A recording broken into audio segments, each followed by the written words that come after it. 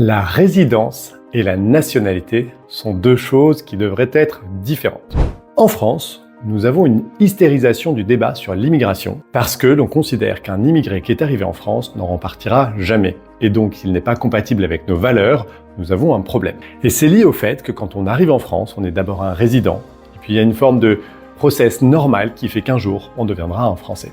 Dans de nombreux autres pays, ce n'est pas du tout le cas. J'ai vécu par exemple 5 ans au Maroc. Au Maroc, j'étais un résident, j'avais une carte de résident, j'étais parfaitement accepté et intégré dans la société. Je payais des impôts et autres. Mais jamais, au grand jamais, on ne me donnerait la nationalité marocaine. Et c'est le cas dans plein d'autres pays. Imaginez qu'en France, on fait une séparation plus claire entre la résidence et la nationalité. Vous voulez résider en France, vous avez un emploi, vous venez dans notre pays, vous êtes les bienvenus, vous payez des impôts, vous respectez nos règles, vous êtes là, aucun problème. Vous enfreignez les règles, vous partez, merci, au revoir. En revanche, devenir français implique une adhésion à un projet, une adhésion à des valeurs, ça doit être un processus totalement différent et beaucoup plus contraignant. On pourrait même imaginer d'avoir une nationalité conditionnelle.